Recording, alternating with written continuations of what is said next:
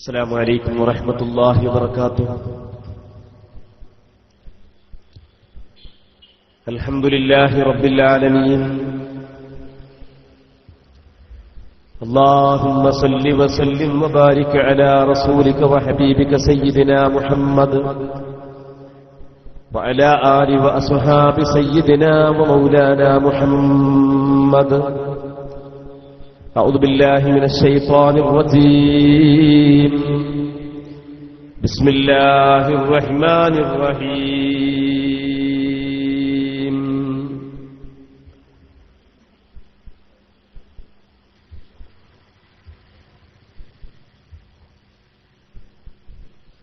حتى إذا جاء أحدهم الموت قال رب ارجعون لعلي أعمل صالحا فيما تركت كلا إنها كلمة هو قائلها ومن ورائهم برزخ إلى يوم يبعثون. صدق الله مولانا العظيم. ഈ മഹത്തായ സമ്മേളനത്തിന്റെ അധ്യക്ഷൻ SKSF-ന്റെ കേരള സംസ്ഥാന വൈസ് പ്രസിഡന്റ് കൂടിയായ ഒന്നിരായ സിദ്ദീഖ് ഫൈലി അവർ, യോഗം ഉദ്ഘാടനം ചെയ്ത ബഹുമാന്യരായ ജുനൈദ് സഅദി ഉസ്താദ് അവர்களെ, വേദിയിലെ പണ്ഡിത സുഹൃത്തുക്കളെ, നേതാക്കളെ, പ്രിയപ്പെട്ട സഹോദര സഹോദരിമാരെ, ശ്രോതാക്കളെ, ഈ മഹത്തായ സമ്മേളനം സമസ്തകൾ ഇസ്ലാമിക് ക്ലാസ് റൂം വഴി ലോകത്തിന്റെ എല്ലാ ദിക്കുകളിലേക്കും സംപ്രേഷണം ചെയ്തുകൊണ്ടിരിക്കുന്ന എന്റെ പ്രിയപ്പെട്ട സുഹൃത്ത് സഹപ്രവർത്തകൻ അബ്ദുൽ അസീസ് യമാനി ഉസ്താദ്, അല്ലാഹു സുബ്ഹാനഹു വ തആല നമ്മുടെ ഈ പരിപാടി, ഈ ഒരുമിച്ചുകൂടെ അവൻ പൊരുത്തപ്പെടുന്ന ഒരു സാലിഹായ അമലായി നമ്മിൽ നിന്ന് കബൂൽ ചെയ്യുമാറാവട്ടെ. അല്ലാഹുവിന്റെ ത്വാഅത്തിലും തഖ്വയിലുമായി ജീവിച്ച് ഈമാൻ സലാമത്തായി ലാ ഇലാഹ ഇല്ലല്ലാഹ് എന്ന കലിമ ഉരുവിട്ട് സന്തോഷത്തോടുകൂടി മരിച്ചു പോകുന്ന സ്വാലിഹീങ്ങളിൽ അല്ലാഹു എന്നെയും നിങ്ങളെയും ഉൾപ്പെടുത്തുമാറാവട്ടെ. നമ്മോട് ദുആ കൊണ്ട് വസിയ്യത്ത് ചെയ്ത എത്രയോ ആളുകളുണ്ട്. അല്ലാഹു സുബ്ഹാനഹു വ തആല അവരുടെയൊക്കെ എല്ലാ മുറാദുകളും ഹാസിലാക്കി കൊടുക്കുമാറാവട്ടെ. പ്രിയപ്പെട്ട സഹോദരങ്ങളെ, സഹോദരിമാരെ, നമ്മൾ ഇന്നിവിടെ ഒരുമിച്ച് കൂടിയിട്ടുള്ളത് വളരെ ഉത്കൃഷ്ടമായ ശ്രേഷ്ഠമായ ഒരു രാവിലാണ് എന്ന് നമുക്കെല്ലാവർക്കും അറിയാം. അഥവാ മിഅ്റാജിന്റെ രാവാണ് ഇന്ന് എന്ന് നാം നേരത്തെ മനസ്സിലാക്കുകയും ആ മിഅ്റാജിന്റെ രാവിൽ തന്നെ ഒരു ഇൽമിന്റെ സദസ്സ്, ആ സദസ്സിൽ നമുക്ക് സംഘടിക്കാനും സംഗമിക്കാനും സാധിച്ചിരിക്കുകയാണ്. അതുകൊണ്ട് തന്നെ ഈ സദസ്സ് വളരെ വിലപ്പെട്ട ഒരു സദസ്സാണ്, വളരെ വിലപ്പെട്ട സദസ്സാണ്.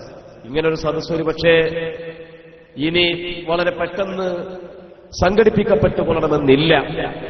കാരണം പരിശുദ്ധമായ ദീനിനെക്കുറിച്ചും ഇസ്ലാമിനെക്കുറിച്ചും സുന്നത്തിയമായത്തിനെക്കുറിച്ചും അതിന്റെ ആചാരങ്ങളെക്കുറിച്ചും അനുഷ്ഠാനങ്ങളെക്കുറിച്ചും വിശ്വാസങ്ങളെക്കുറിച്ചൊക്കെ സംശയാലുക്കളായ പല സുഹൃത്തുക്കളൊക്കെ, ചില സുഹൃത്തുക്കൾ, ആളുകൾക്ക് സംശയമുണ്ട് എന്നല്ല, ഇവിടെ ഇരിക്കുന്ന ആണുങ്ങൾക്കോ പെണ്ണുങ്ങൾക്കോ ഇസ്ലാമിനെക്കുറിച്ചോ ഇസ്ലാമിന്റെ പരമ്പരാഗതമായി കൈമാറിപ്പോന്ന ഇസ്ലാമിന്റെ പാരമ്പര്യത്തെക്കുറിച്ചോ ഒരു സംശയവുമില്ല.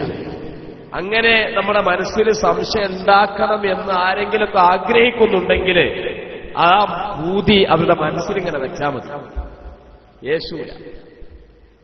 ഈമാൻ ഒരു മനുഷ്യന്റെ ഹൃദയത്തിൽ ഉറച്ചു കഴിഞ്ഞാൽ പിന്നെ സംശയിപ്പിക്കുന്നവന്റെ സംശയമോ അല്ലെങ്കിൽ അവന്റെ വാത്തോരാത്ത സംസാരമോ ഒരു മുസൽമാനെ വഴിപിഴപ്പിക്കാൻ സാധ്യമല്ല. പക്ഷെ ആരെങ്കിലുമൊക്കെ സംശയിച്ചു നിൽക്കുന്നുണ്ടെങ്കിൽ, പ്രത്യേകിച്ച് നേരത്തെ ഇവിടെ പറഞ്ഞതുപോലെ മുജാഹിദ് മതക്കാരായ ആളുകൾ ആരെങ്കിലുമൊക്കെ ഉണ്ടെങ്കിൽ, ഞാൻ അങ്ങനെ തന്നെ പറയാൻ കാരണം മതത്തിൽ കൃത്രിമത്വം സൃഷ്ടിച്ചവരായതുകൊണ്ടാണ് മുജാഹിദ് മതക്കാരെന്ന് പറയുന്നത്. അതൊരു മതം. അപ്പൊ മുജാഹിദ് മതക്കാരായ ആളുകൾ ആര് തന്നെയാണ്. നിങ്ങൾ ഏത് മുജാഹിദിന്റെ ആളാണെന്ന് ചോദിച്ചാൽ അതും ഞങ്ങൾക്ക് പറയാൻ കഴിയൂല.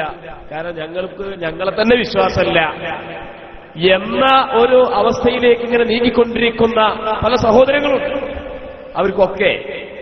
അവർക്ക് സംശയങ്ങൾ തുറന്ന് ചോദിക്കാനുള്ളൊരു അവസരം.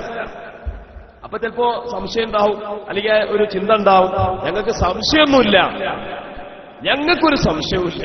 എന്നാ വിമർശനമായിക്കോട്ടെ, എന്നാ ചോദ്യങ്ങളായിക്കോട്ടെ, നിങ്ങൾക്ക് വിമർശിക്കാനുള്ള അവസരം. ഇന്നാലിന്റെ പോയിന്റ് വെച്ചുകൊണ്ട് ഇന്നാലിന്റെ നടപടി ഞങ്ങളിതാ ചോദ്യം ചെയ്യുന്നു, മറുപടിയുണ്ടോ എന്ന് ചോദിക്കാനുള്ള ഒരു അവസരം. സൗഹാർദ്ദപരമായിരിക്കണം ചോദ്യം. സദസ്സ് കലക്കുന്ന വിധത്തിലാവാൻ പാടില്ല. സ്നേഹത്തോടെയായിരിക്കണം, സൗഹാർദ്ദത്തോടുകൂടിയായിരിക്കണം. പറയുന്ന മറുപടി കൃത്യമായി കേൾക്കാനുള്ള ഒരു വിശാല മനസ്സും കാണിക്കണം. ഇങ്ങനെ 2-3 നിബന്ധനകൾ മാത്രമേ നമുക്കുള്ളൂ. എത്രയും ചോദിക്കാം, എന്തും ചോദിക്കാന്ന് പറഞ്ഞാല് കീശയിലുള്ള കാശ് വല്ലതുണ്ടെങ്കിൽ അത് എടുത്തു തരണേ എന്ന് ചോദിച്ചാൽ അതിന് മറുപടി അറിയുന്നല്ലോ കേട്ടോ. എന്തും ചോദിക്കാന്ന് പറഞ്ഞാൽ എന്താ? എന്തുകൊണ്ട് ഒരാൾ മുജാഹിദ് മതക്കാരനായി എന്നതിന്റെ ആ ഒരു ചോദ്യത്തിന് നൽകപ്പെടുന്ന മറുപടികൾ എന്തൊക്കെയുണ്ടോ ആ വിഷയങ്ങളെല്ലാം തന്നെ ഇവിടെ ചോദിക്കാനുള്ള അവസരം. ഇങ്ങനെ തുറന്നൊരു അവസരം കൊടുക്കുന്ന ഒരു സദസ്സ് വേറുണ്ടോ? മുജാഹിദീങ്ങളോട് നമ്മൾ പല സ്ഥലത്തും പറയും, നിങ്ങൾ ഇങ്ങനെ ഘോരമായി ക്രൂരമായി ആക്ഷേപ ഹാസ്യങ്ങളെ കൊണ്ട് വിമർശിച്ച് സംസാരിക്കുമ്പോ ഞങ്ങൾക്ക് അതിൽ ചില കാര്യങ്ങൾ നിങ്ങളോട് ചോദിക്കാനുണ്ടെന്ന് പറയും. അതിവിടെ പറ്റില്ല, ഇത് പ്രഭാഷണമാണ്, ഇതിന്റെ നസീഹത്താണ്, ചോദ്യം പറ്റില്ല. ഇങ്ങനെയാണോ അമ്പിയാക്കൾ? അല്ലാഹുവിന്റെ റസൂലിനോട് ചോദ്യം ചോദിക്കാൻ വേണ്ടി ഖുറൈശികൾ ചൊല്ലുമ്പോ അത് അനുവദനീയമല്ല, അതിവിടെ പാടില്ല. ഞാനത് പറയുന്നത് അങ്ങനെ ഇരു ചെവികളെ കൊണ്ട് കേട്ടാൽ മതി, ചോദിക്കാൻ പാടില്ല എന്ന ഭീരുത്വം, ആ ഭീരുത്വത്തിന്റെ ആളുകളാണോ ഇസ്ലാമിന്റെ ആൾക്കാർ? അല്ല, എന്തും ചോദിക്കാം. അതിന് പ്രമാണങ്ങളെ കൊണ്ട്, അതിന് ഇബാറത്തുകളെ കൊണ്ട്, അതിന് ഉദ്ധരണികളെ കൊണ്ട് മറുപടി പറയാൻ ആണത്തമുണ്ട്, ചങ്കൂറ്റമുണ്ട്, അതിനുള്ള പാണ്ഡിത്യമുണ്ട്, അതിനുള്ള പിന്തുണയുണ്ട് എന്ന് പറയാൻ കഴിയും. അവനെ മൈക്കന്റെ മുമ്പിൽ, പൊതുജനത്തിന് മുമ്പിൽ എഴുന്നേൽക്കാൻ പറ്റുള്ളൂ. അതുകൊണ്ട് എന്റെ പ്രിയപ്പെട്ട സുഹൃത്തുക്കളോട് പറയാനുള്ളത് 2 കാര്യങ്ങളാണ് പറയാനുള്ളത്. ഒന്ന്, നമുക്കൊരു വിഷയത്തിനെ കുറിച്ച് അറിവില്ല എങ്കിൽ എനിക്കത് അറിവില്ല എന്നൊരറിവ് നമുക്കുണ്ടാവണം. അറിവില്ലാത്തതുകൊണ്ട് പടച്ചതമ്പുരാനെ നമ്മളെ നരകത്തിലിട്ടോളൊന്നുമില്ല. പഠിപ്പില്ല എന്ന് വിചാരിച്ചു കാണുന്ന പടച്ചതമ്പുരാൻ പോടാ നരകത്തേക്ക് എന്ന് പറയില്ല. അങ്ങനെ പറയും. ഫർള് ഐനായ വിദ്യാഭ്യാസങ്ങളും വിദ്യകളൊക്കെ നേടിയ ഒരു മനുഷ്യൻ, ഫർള് ഐനായ ഇബാദത്തുകളൊക്കെ ചെയ്യാൻ ആവശ്യമായ ഇൽമ് പഠിച്ചൊരു മനുഷ്യൻ, പിന്നെ വിശാലമായ പഠിപ്പ് കുറഞ്ഞു എന്നതിന്റെ പേരിൽ പടച്ചോൻ നരകത്തിലിടും എന്നെവിടെയും പറഞ്ഞിട്ടില്ല. പക്ഷേ എനിക്ക് പഠിപ്പില്ല, വിവരമില്ല, അറിവില്ല, ഒന്നും അറിയില്ല എന്ന വസ്തുത അത് അംഗീകരിക്കും. എനിക്കൊരു കാര്യം അറിയില്ലെങ്കിൽ അറിയില്ല എന്ന് പറയാൻ നമുക്ക് അമാന്തം ഉണ്ടാകാൻ പാടില്ല. ഒരു നിർദ്ദേശം അതാണ് പറയാനുള്ളത്. രണ്ടാമതായി പറയാനുള്ളത്, നമുക്ക് അല്ലാഹു സുബ്ഹാനഹു വ തആല ഒരു പക്ഷേ പഠിപ്പ് തന്നിട്ടില്ല എങ്കിലും അല്ലാഹു നമുക്ക് തലച്ചോറ് തന്നിട്ടുണ്ട്, തല തന്നിട്ടുണ്ട്. നമുക്ക് അല്ലാഹു മസ്തിഷ്കം തന്നിട്ടുണ്ട്. ആ തല ഒരിക്കലും തന്നെ ഏതെങ്കിലും മൗലവിയുടെ, ഏതെങ്കിലും ഗീർവാണ പ്രഭാഷകന്റെ ചന്തിയുടെ ചുവട്ടിൽ വെച്ചു കൊടുക്കാൻ പാടില്ല. ഞാനത് വെറുതെ പറയല്ല. ഈ അടുത്ത് എന്റെ അടുക്കൽ മലപ്പുറം ജില്ലക്കാരനായ ഒരു ചെറുപ്പക്കാരൻ എന്റെ അടുക്കൽ വരികയാണ്. അദ്ദേഹം സൗദി അറേബ്യയിൽ ജോലി ചെയ്യുന്ന വ്യക്തിയാണ്, റിയാദിൽ ജോലി ചെയ്യുന്ന വ്യക്തിയാണ്. ലീവിന് നാട്ടിലേക്ക് വന്നതാണ്. പക്ഷേ അയാൾ മുജാഹിദായി കൊണ്ടാണ് മടങ്ങി വരുന്നത്. അങ്ങനെ അദ്ദേഹത്തിന്റെ ഒരു സുന്നി സുഹൃത്തുമായിട്ട് എന്റെ അടുക്കൽ വരികയാണ്. എന്നിട്ട് എനിക്ക് ചില സംശയങ്ങൾ ചോദിക്കാനുണ്ടെന്ന് പറയുകയാണ്. നിങ്ങൾക്ക് എന്താണ് ചോദിക്കാനുള്ള സംശയം എന്ന് പറഞ്ഞപ്പോ ഞാൻ ജോലി ചെയ്യുന്ന പള്ളിയുമായി ബന്ധപ്പെട്ട ചില സംശയങ്ങൾ അദ്ദേഹം ചോദിച്ചു. അതൊരു പ്രാദേശിക വിഷയമാണ്. അത് സംഘടനാപരമല്ല, പ്രാസ്ഥാനികമല്ല, പ്രാദേശികമാണ്. ഞാൻ അതിന്റെ വ്യക്തമായ മറുപടി കൊടുത്തതിനു ശേഷം രണ്ടാമതായിട്ട് അയാൾ എന്നോട് ചോദിച്ചു. എന്താ ചോദിച്ചത്?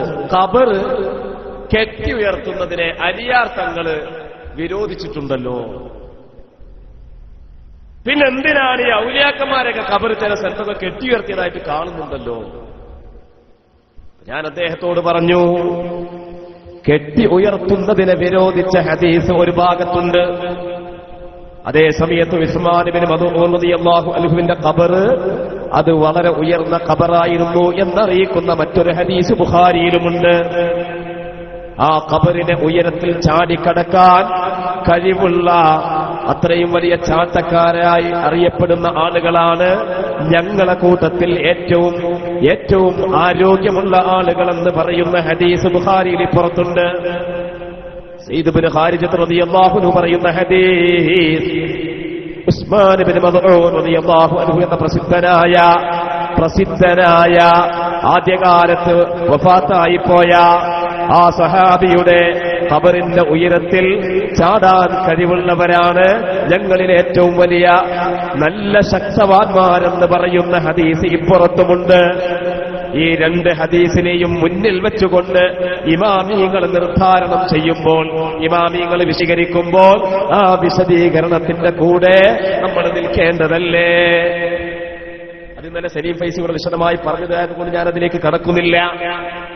പക്ഷേ ഈ മനുഷ്യൻ അപ്പൊരു ചോദ്യം ചോദിക്കുകയാണ്, അത് ലോങ് ജമ്പായി കൂടെ? ഉസ്മാൻ ഇബ്നു മദ്ഊന്റെ ഖബർ ഇങ്ങനെ ഉയരത്തിൽ ചാടുക, ഈ ഉയരത്തിൽ ചാടുക എന്ന് പറഞ്ഞാൽ അത് ലോങ് ജമ്പായി കൂടെ? അപ്പൊ ഞാൻ ആദ്യം ചോദിച്ചു, നീ എത്രാം ക്ലാസ് വരെ പോയിട്ടുണ്ടെന്ന് ചോദിച്ചു. ഞാൻ 4ാം ക്ലാസ് വരെ പോയിട്ടുള്ളൂ. അപ്പൊ വസബ എന്ന് പറഞ്ഞാൽ ലോങ് ജമ്പ് എന്ന് അർത്ഥം ഞാൻ ചോദിച്ചു.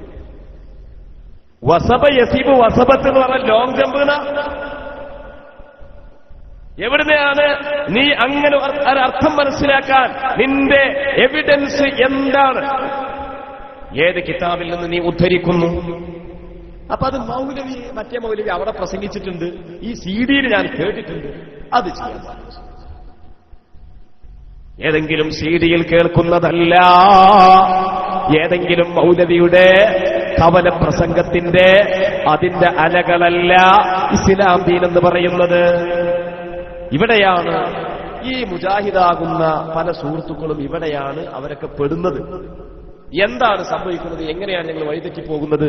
എങ്ങനെയാണ് ഞങ്ങൾ വഴിതെറ്റിപ്പിക്കപ്പെടുന്നത് എന്നവർക്ക് ചിന്തിക്കാനുള്ള ഒരു അവസരം ഇവർ കൊടുക്കുന്നില്ല. ഇൻഷാ അല്ലാഹ് ഇവിടെ തുറന്ന സമീപനമാണ്. ഇവിടെ ധാർഷ്ട്യമില്ല, ഇവിടെ സങ്കുചിതത്വമില്ല, ഇവിടെ അവസരവാദമില്ല, വരട്ടു സിദ്ധാന്തമില്ല, അല്ലെങ്കിൽ പരിഹസിക്കുന്ന ഏർപ്പാടില്ല. തുറന്ന സമീപനം. ചോദിക്കൂ, പറയാം, ചോദിക്കൂ, വരാം. ഫഇന്ന ശിഫാഅൽ അയ്യി അസ്സുആൽ. അല്ലാഹുവിന്റെ റസൂൽ പഠിപ്പിക്കല്ലേ, ഫഇന്ന ശിഫാഅൽ അയ്യി അസ്സുആൽ. ശമനം എന്ന് പറയുന്നത് ചോദിച്ചു പഠിക്കലാണ്. അതുകൊണ്ട് നിങ്ങൾക്ക് ചോദിക്കാം. ആവർത്തിച്ച് പറയുകയാണ്, നിങ്ങൾക്ക് ചോദിക്കാം, അതിനുള്ള ആൻസർ ഞങ്ങൾ നൽകും, അതിനുള്ള ഉത്തരം ഇവിടുന്ന് ലഭിക്കും. അല്ലാഹു സുബ്ഹാനഹു വ തആല തൗഫീഖ് ചെയ്യുമാറാവട്ടെ. എന്റെ പ്രിയപ്പെട്ട സഹോദരങ്ങളെ, മുജാഹിദ് മതം ഒരു വേറിട്ട മതമാണ്. ഇസ്ലാമിന്റെ പേരിൽ പ്രവർത്തിക്കുന്ന ഒരു വേറിട്ട മതമാണ്. അവരിവിടെ ജനങ്ങൾക്കിടയിൽ നടത്തിക്കൊണ്ടിരിക്കുന്ന ധാരാളം തട്ടിപ്പുകൾ. പ്രത്യക്ഷത്തിൽ എന്റെ പ്രിയപ്പെട്ട സുഹൃത്തുക്കളെ ഇത് ഞാൻ ആക്ഷേപിക്കാനോ കുറ്റപ്പെടുത്താനോ പറയല്ല. മുജാഹിദുകളുടെ പ്രസംഗങ്ങൾ അവരുടെ CD-കളിൽ, അവരുടെ സകലമാന എഴുത്തുകുത്തുകളിലും അവർ നടത്തിക്കൊണ്ടിരിക്കുന്ന, ഇവിടെയുള്ള സാധാരണക്കാരായ ആളുകൾക്ക് മുമ്പിൽ അവർ നടത്തിക്കൊണ്ടിരിക്കുന്ന ധാരാളം വഞ്ചനകളും ചതികളും നമ്മുടെ മുമ്പിൽ പ്രത്യക്ഷപ്പെട്ടുകൊണ്ടിരിക്കുകയാണ്. ഇതൊരു തുറന്ന സത്യമാണ്, കുറ്റപ്പെടുത്തുവാൻ വേണ്ടി പറയുകയല്ല. നിങ്ങൾ നോക്കൂ, എന്റെ കയ്യിലുള്ളത് മഹല്ലിയും സുന്നി ആചാരങ്ങളും എന്ന് പറയുന്ന ഒരു പുസ്തകമാണ്. മഹല്ലിയും സുന്നി ആചാരങ്ങളും എന്ന് പറയുന്ന ഒരു പുസ്തകമാണ്. ഈ പുസ്തകം ആരാണ് പ്രസിദ്ധീകരിക്കുന്നത്? കേരളത്തിൽ 1920-കളിൽ കടന്നു വന്ന വഹാബി പ്രസ്ഥാനം പിന്നീട് 2002 അല്ലെങ്കിൽ 2002 പലതായി പൊട്ടിപ്പിളർന്നപ്പോൾ ആ പിളർപ്പതാ രൂക്ഷമായി പിന്നീട് വീണ്ടും വീണ്ടും പിളർന്നുകൊണ്ടേയിരിക്കുകയാണ്. ഇന്ന് മുജാഹിദുകൾ തമ്മിൽ എത്ര കഷ്ടങ്ങളായിട്ട് ശിർക്കും കുഫറും അങ്ങോട്ടും ഇങ്ങോട്ടും പറഞ്ഞ് രസിച്ച് ഉല്ലസിച്ച് നടക്കുന്നുണ്ടെന്ന് ചോദിച്ചാൽ അതിന്റെ മറുപടി അവർക്ക് തന്നെയും അറിയില്ല. നമുക്കും അതെത്രയാണെന്ന് പറയാൻ സാധിക്കാത്ത വിധം അത് വിപുലമായി പോയിരിക്കുന്നു. അതിൽപ്പെട്ട ഒരു വിഭാഗം മുജാഹിദുകളാണ് ഇത് പ്രസിദ്ധീകരിച്ച മുജാഹിദ് മഹല്ലിയും സുന്നി ആചാരങ്ങൾ. അതായത് ഇത് ഏത് മുജാഹിദെന്നാ പറയാം, ഏത് മുജാഹിദിന്റെ എന്നാ പറയാ? ഉസൈമദൂരിന്റെ ആള് അല്ല, ഔദ്യോഗിക കേന്ദ്രമാണോ അതുമല്ല, സക്കരിയ സലാഹിയുടെ ആളുകളായിരുന്നു. ഇപ്പൊ സക്കരിയ സലാഹി അതിൽ നിന്ന് തെറിച്ചു പോയിട്ടുണ്ട്. സക്കരിയ സലാഹി അങ്ങനെയുള്ള ആൾക്കാരൊക്കെ അതിൽ നിന്ന് തെറിച്ചു പോയിട്ടുണ്ട്. പക്ഷെ അവർ തെറിച്ചു പോകുന്നതിന് മുമ്പായിട്ട് ഇപ്പൊ അവര് ദഅ്വാ വിങ്ങെന്നോ വിസ്വിസം എന്നൊക്കെ പല പല പല സൈസ് കോലങ്ങള് ഓന്ത് നിറം മാറുന്നത് പോലെ പല പല നിറങ്ങൾ ഇങ്ങനെ മാറിക്കൊണ്ട് പ്രത്യക്ഷപ്പെട്ടുകൊണ്ടിരിക്കുകയാണ്. അവരിറക്കിയൊരു പുസ്തകമാണ്. ഈ പുസ്തകത്തിൽ ആകെ പറയുന്നത് എന്താന്ന് വെച്ചാല് നമ്മൾ ചെയ്യുന്ന ആചാരങ്ങളെല്ലാം തന്നെ ശാഫിഈ മദ്ഹബ് തള്ളിക്കളഞ്ഞതാണ്. കേരളത്തെ സംബന്ധിച്ചിടത്തോളം കേരളത്തിൽ ശാഫിഈ മദ്ഹബാണുള്ളത്, എന്നാൽ ഉത്തരേന്ത്യയിൽ ഹനഫി മദ്ഹബാണുള്ളത്, അറബ് നാടുകളിൽ പല നാടുകളിലും മാലിക്കി മദ്ഹബാണുള്ളത്, സൗദി അറേബ്യയിൽ പൊതുവെ ഹംബലി മദ്ഹബാണുള്ളത്. എന്നാൽ നമ്മുടെ നാട്ടിൽ ശാഫിഈ മദ്ഹബാണുള്ളത്. ശാഫിഈ മദ്ഹബ് അനുസരിച്ചുകൊണ്ടുള്ള ഖുർആനിനെയും ഹദീസിനെയും വിശദീകരിക്കുന്ന ആചാരമുറകൾ അനുഷ്ഠിക്കുന്നവരാണ് നമ്മൾ. പക്ഷേ നമ്മുടെ ശാഫിഈ മദ്ഹബ് എന്ന മദ്ഹബില്ലേ, ആ മദ്ഹബ് നമ്മുടെ ആചാരങ്ങളെ മുഴുവൻ തള്ളിക്കളഞ്ഞിരിക്കുന്നു എന്നാണ് ഈ പുസ്തകത്തിൽ ഇവര് പറഞ്ഞുകൊണ്ടിരിക്കുന്നത്. പച്ചക്കള്ളം, 100% കള്ളം. അതിൽപ്പെട്ട ഒരു ഉദാഹരണം മാത്രം ഞാനിവിടെ പറയുന്നത് എന്താണ്, ഒന്ന് പറഞ്ഞാൽ ബാക്കിയുള്ളതൊക്കെ അതേമാതിരിയാണെന്ന് മനസ്സിലാക്കാൻ കഴിയുമല്ലോ. സമയക്കുറവ് കാരണത്താൽ ഓരോന്നോരോന്ന് എടുത്തെടുത്ത് പറയുന്നില്ല. നിങ്ങൾ നോക്കൂ, ഇതിന്റെ ഈ പുസ്തകത്തിന്റെ 21-ാമത്തെ പേജിൽ എന്താ പറയുന്നത്? നിയ്യത്ത് ചൊല്ലിപ്പറയൽ അനാചാരം. നിയ്യത്ത് നിസ്കാരത്തിന് ഇന്ന് ഇശാക്ക് ബാങ്ക് കൊടുത്തു, നമ്മൾ ഇശാ നിസ്കരിക്കും. യാത്രക്കാരായ ഞങ്ങൾ ഇശാ നിസ്കരിച്ചു കഴിഞ്ഞു, നിങ്ങൾ ഇനി ഇശാ നിസ്കരിക്കണമല്ലോ. യാത്രക്കാരായ ഞങ്ങൾ 2 റക്അത്താണ് ഇശാ നിസ്കരിച്ചത്, അതേസമയത്ത് നാട്ടുകാരായ നിങ്ങൾക്ക് 4 റക്അത്ത് നിസ്കരിക്കണമല്ലോ. എങ്ങനെയാ നിങ്ങൾ നിസ്കരിക്കേണ്ടത്? സല്ലി ഫർദൽ ഇശാഇ 4 റക്അത്തിൻ മുതവജ്ജിഹൻ ഇലൽ ഖിബ്ലതി അദാഅൻ ലില്ലാഹി തആല എന്ന നിയ്യത്തിനെ മനസ്സിൽ കരുതിക്കൊണ്ട് തക്ബീർ ചൊല്ലിക്കൊണ്ട്, ആ തക്ബീർ ചൊല്ലുന്നതിന് മുമ്പായിട്ട് മനസ്സിൽ നമ്മൾ ആ നിയ്യത്ത് കരുതലോടൊപ്പം തന്നെ അത് നാവ് കൊണ്ട് ചൊല്ലിപ്പറയുക എന്നൊരു സുന്നത്തില്ലേ? അതൊരു സുന്നത്തല്ലേ? നിയ്യത്ത് മനസ്സിൽ കരുതുക എന്നുള്ളത് നിർബന്ധമാണെങ്കിൽ നാവ് കൊണ്ട് ചൊല്ലിപ്പറയുക എന്നുള്ളത് സുന്നത്തല്ലേ? നമ്മുടെ മദ്രസ പാഠപുസ്തകത്തിൽ നമ്മളത് പഠിച്ചിട്ടില്ലേ? ദർസി കിതാബുകളിൽ നമ്മളത് ഓതിയിട്ടില്ലേ? നമ്മളത് സദാ അമല് ചെയ്യുന്ന കാര്യമല്ലേ? പക്ഷേ അത് അനാചാരമാണ് എന്ന് ശാഫിഈ മദ്ഹബിലെ പ്രഗൽഭ ഗ്രന്ഥമായ നമ്മുടെ അറബി കോളേജുകളിലും പള്ളി ദർസുകളിലും പഠിപ്പിക്കപ്പെടുന്ന മഹല്ലി എന്ന കിതാബിൽ പറഞ്ഞിട്ടുണ്ട് എന്നാണ് ഇതിൽ പറയാൻ പോകുന്നത്. ഞാനൊന്ന് വായിച്ചു തരാം. നിയ്യത്ത് എന്ന് പറഞ്ഞാൽ മനസ്സിൽ കരുതലാണെന്നും അതിനാൽ നമസ്കാരത്തിനാണെങ്കിലും മറ്റു ഇബാദത്തുകൾക്കാണെങ്കിലും നിയ്യത്ത് നാവുകൊണ്ട് മൊഴിയൽ അനാചാരമാണെന്നും ഇസ്ലാം പഠിപ്പിക്കുന്നു. ഇക്കാര്യം മഹല്ലിയും വ്യക്തമാക്കുന്നത് കാണുക. മഹല്ലിയിൽ പറഞ്ഞിട്ടുണ്ട് എന്ന് പറയാം. എന്താ പറയുന്നത്? നിയ്യത്ത് എന്ന ശബ്ദത്തിന് ഒരു കാര്യം ചെയ്യാൻ കരുതൽ എന്നർത്ഥം. അപ്പൊ കരുതലാണ് നിയ്യത്ത്, നാവ് കൊണ്ട് ചൊല്ലാൻ പാടില്ല എന്ന് ഇമാം മഹല്ലി വ്യക്തമാക്കിയിരിക്കുന്നു എന്നാ പറഞ്ഞത്. ഇത് വായിക്കുന്ന ഒരു സാധാരണക്കാരൻ ഈ പുസ്തകം ഇപ്പോ ആയിരിക്കുന്ന സഹോദരിമാരിൽ ഒരു സ്ത്രീ വായിച്ചു വിചാരിക്കാം. എന്താ വിചാരിക്കുക? എന്റെ ഉസ്താദുമാരെനിക്ക് ചെറുപ്പത്തിൽ പഠിപ്പിച്ചത്, എന്റെ മാതാപിതാക്കളിൽ നിന്ന് ഞാൻ കേട്ടു ശീലിച്ചത്, അത് വല്ലാത്തൊരു തെറ്റാണ്. ശാഫിഈ മദ്ഹബിലെ കിതാബാണല്ലോ ഈ പറഞ്ഞിട്ടുള്ളത്, അല്ലേ? എന്നാൽ നിങ്ങൾ നോക്കൂ, ഈ പറയുന്നത് എവിടെയാണ്? മഹല്ലിയുടെ 1-ാം വാള്യം 140-ാമത്തെ പേജിൽ പറയാണ്. എന്താ പറയുന്നത്? നിയ്യത്ത് മനസ്സിൽ കരുതലാണ്, അത് നിസ്കാരത്തിന്റെ 1-ാമത്തെ റുക്കിനാണ് എന്ന് 1-ാം വാള്യം 140-ാമത്തെ പേജിൽ പറഞ്ഞതിന് ശേഷം പിന്നെ അതേ മഹല്ലിയിലിതാ 1-ാം വാള്യം 142-ാമത്തെ പേജിൽ പറയുകയാണ്, വയുന്തബുന്നു തുഖുബിൽ മൻമിയ്യി ഖുബൈന തക്ബീർ. എന്താ പറഞ്ഞത്? തക്ബീർ ചൊല്ലുന്നതിന്റെ ഒരൽപ്പം മുമ്പ് നിയ്യത്ത് വെക്കപ്പെടുന്ന കാര്യം നാവ് കൊണ്ട് ഉച്ചരിക്കൽ സുന്നത്തു തന്നെ. എന്തേ അയാളത് കട്ടത്? ഇതാണ് ഇവരുടെ എഴുത്തുകളുടെ അവസ്ഥ, ഇതാണ് ഇവരുടെ പ്രസംഗങ്ങളുടെ അവസ്ഥ, അതാണ് അവർ നമ്മളോട് ചോദ്യം ചോദിക്കാനുള്ള അവസരമില്ല എന്ന് പറയുന്നതിന്റെ കുട്ടൻസ്. മനസ്സിലായില്ലേ? ചോദ്യം ചോദിച്ചാ കുടുങ്ങും എന്നവർക്കറിയാം. ഇനി നിങ്ങൾ നോക്കൂ സഹോദരങ്ങളെ, ഈ അടുത്ത കഴിഞ്ഞ ആഴ്ചയിൽ ഇറങ്ങിയ മറ്റൊരു മുജാഹിദിന്റെ ഒരു പ്രസിദ്ധീകരണം ഇതാ. ഇത് ശബാബ് വാരികയാണ്. ഇതേതാ ഗ്രൂപ്പ് എന്നറിയോ? ഇത് സിഹറില്ല, മന്ത്രമില്ല, ഒന്നുമില്ല, മന്ത്രിച്ചൂതലില്ല, പിശാചബാധയില്ല എന്നൊക്കെ വാദിച്ചുകൊണ്ടിരിക്കുന്ന സാക്ഷാൽ മുജാഹിദുകളാകുന്ന മദവൂരി മുജാഹിദുകളുടെ പ്രസിദ്ധീകരണമാണ്. ഇതിന്റെ 20-ാമത്തെ പേജിൽ ഏറ്റവും ലേറ്റസ്റ്റായ, ഒരുപക്ഷേ കേരളത്തിലുള്ള മുസ്ലിമീങ്ങൾ ഇതുവരെ കേൾക്കാത്ത ഒരു പുത്തൻവാദം അവതരിപ്പിച്ചിരിക്കുന്നു. ഏതാണ്? ഇതിന്റെ 20-ാമത്തെ പേജിൽ ഏറ്റവും പുതിയ വാദം. ഇതൊരുപക്ഷെ നിങ്ങൾ കേട്ടിട്ടുണ്ടാവില്ല. ഇനി നാളെ ഇതുമായി ബന്ധപ്പെട്ട സംവാദങ്ങളും വാദപ്രതിവാദങ്ങളും നടക്കാൻ പോവുകയാണ്. അപ്പോഴും കുറെ ആൾക്കാര് ഉമ്മാനെ തച്ചാലും 2 ടീമുണ്ടാകുമല്ലോ നാട്ടില്.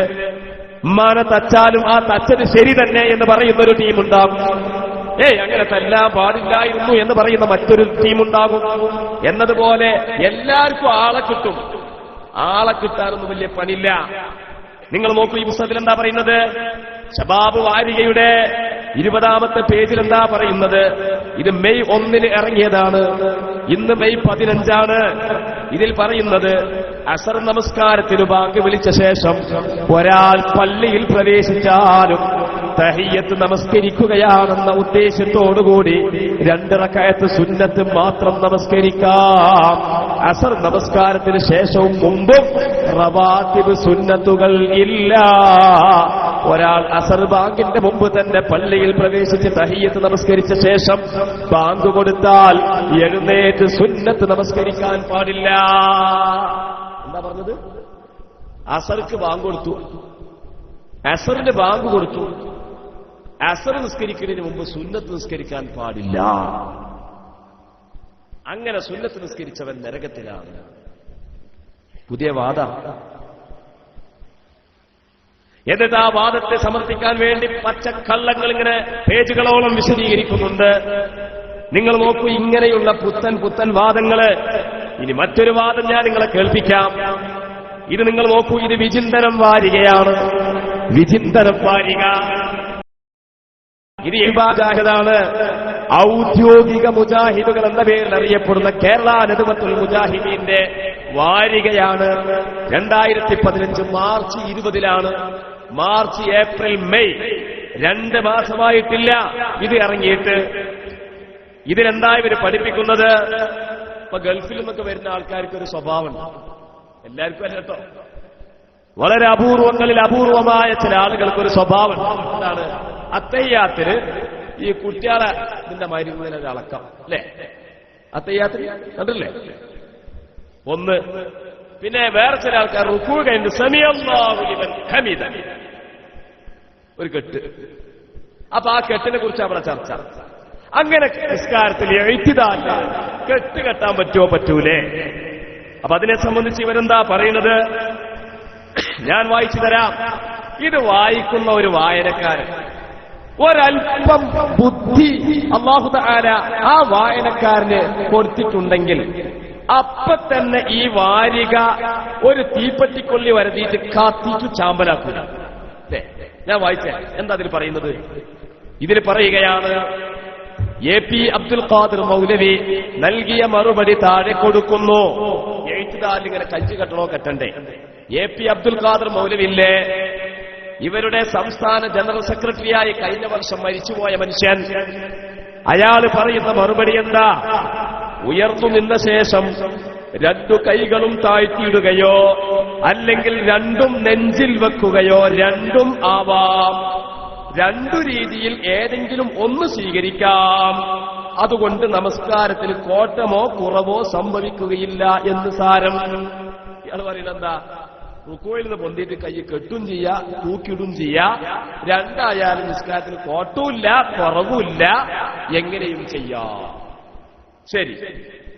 എന്നിട്ട് ഇത് അതിന്റെ 1, 2, 3, 4ാമത്തെ കോളത്തിലാണ് ഈ പറയുന്നത്. 5ാമത്തെ കോളത്തിൽ എന്നിട്ട് പറയാം. എന്താ പറയുന്നത്? നാസിറുദ്ദീൻ അൽബാനി തന്റെ സിഫത്തു സ്വലാത്ത് എന്ന ഗ്രന്ഥത്തിൽ വിശദമായി പ്രതിപാദിക്കുന്നു. എന്താ പറയുന്നത്? ഈ നൃത്തത്തിൽ 2 കൈകളും നെഞ്ചിന്മേൽ വെക്കുക എന്നുള്ളത് ദുഷിച്ച ബിദ്അത്തുകളിൽ പെട്ടതാണെന്ന കാര്യത്തിൽ ഞാൻ ഒട്ടും സംശയിക്കുന്നില്ല. അപ്പൊ 4ാമത്തെ കോളത്തിൽ പറഞ്ഞത് കെട്ടും ചെയ്യാ, കെട്ടായിരിക്കും ചെയ്യാ, രണ്ടായാലും കോട്ടമില്ല. 5ാമത്തെ കോളത്തിൽ ഇത് ദുഷിച്ച ബിദ്അത്താണ്, അനാചാരമാണ്. അങ്ങനെ കെട്ടിയോ നരകത്തിൽ പോയി നരകത്തിൽ കടക്കേണ്ടിയിരുന്നു.